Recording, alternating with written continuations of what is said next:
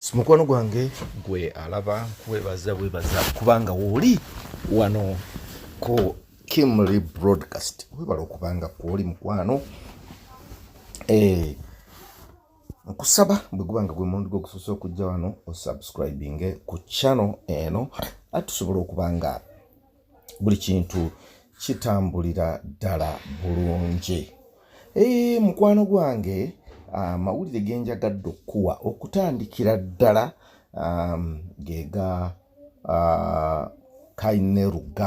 Kainerugaba Muhoozi. Muhoozi ono ye mutabani w'omukulembeze w'eggwanga Uganda. Avuddeyo n'agamba, yeesowoddeyo n'agamba olwaleero agenze ku mukutu gwe ogwa Twitter n'awandiika ng'agamba nti the only way I can repay my grandmother is being president of Uganda, and I shall definitely do it.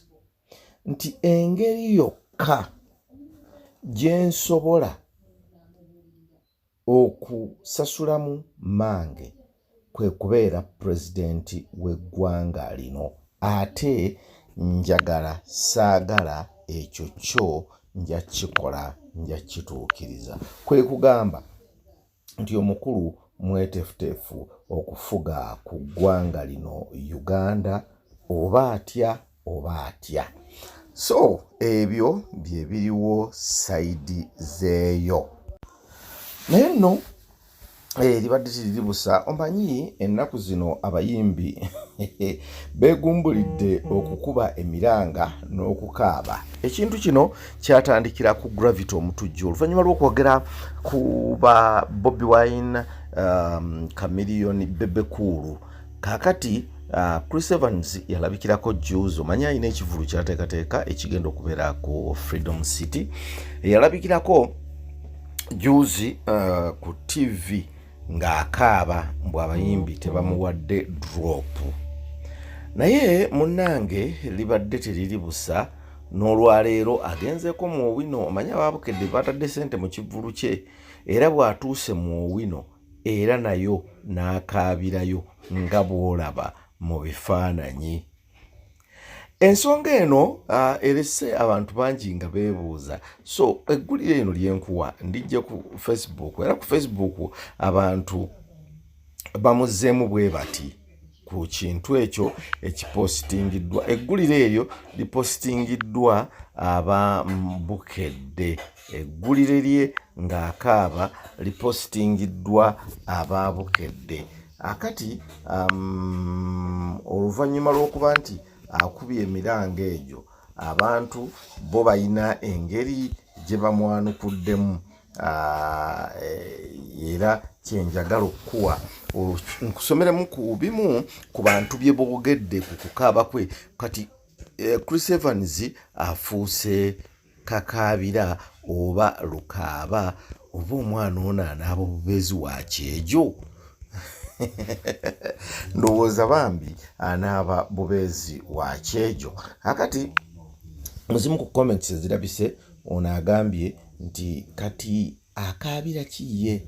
Ono n'agamba lwaki adiibuuda nnyo bw'ati amaziga ate nga muyimbi munne bwana Big Eye yasooka kusonda masonde ne Big Eye alugendeddemu.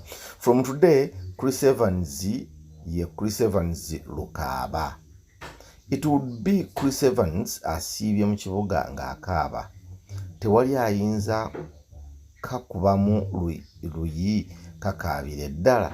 Tears can itch. Remember, crying is addictive. This guy needs rehabilitation. Some men crying in public has become the new normal. Ono n'agamba, is it growing habit to musicians? Nti gufuuse muze bo okukaaba. Okukaaba mu bayimbi dropping soon. Chris Evans featuring Gravity and Kusasira. Hope you guys will love the song. Kale, they should join Baby Cry Toys.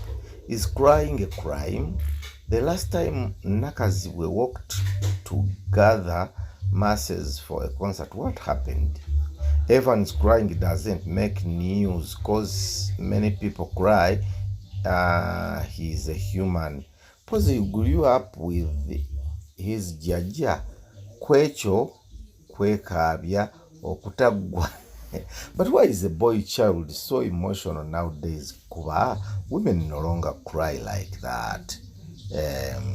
If not seeking for cheap attention and sympathy, we will get to know the truth. Banange, why exactly is he crying?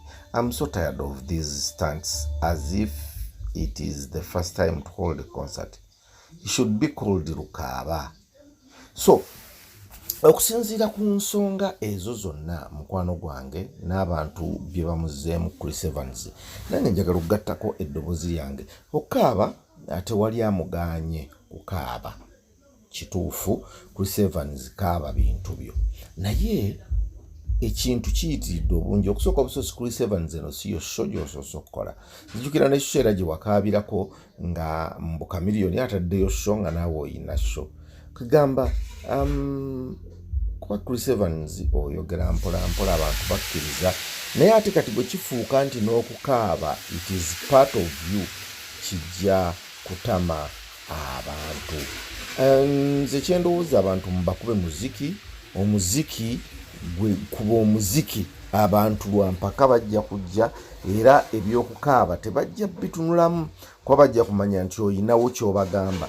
Naye kati buli lwokaaba obanga agamba nti toyina ky'obagamba, okitegeera kati ani agenda okukusirisa nga n'omukyala yadduka. So n'olwekyo kitegeeza Chris Evans ebyokukaaba bisse ku bbali, abantu bakube muziki. Abantu kubanga olina music omulungi, abantu bonna obayimbira bajja ojja kuba teweetaaga kukaabakaaba okwo kwa buli kakedde. So mukwano gwange gwe yandaba nkusabye osubscribinge. Bwe gubanga gwe mundu gwogusoose okujja wano ku eno channel, bambi subscribinga ng'okoona wali ku kantu akalinga akade, ye tulabe nga buli kimu kitambulira ddala bulungi. Kubanga buli lwokakoonako kitegeeza nti bw'oteekayo vidiyo gw'omu kubasooka okumanya. Nsanyuse nnyo okubanga woli oze n'obeerawo n'oteekamu kaddata okagula buguzi n'okateekamu n'ogamba naye kandabe vidiyo z'omusajja ono.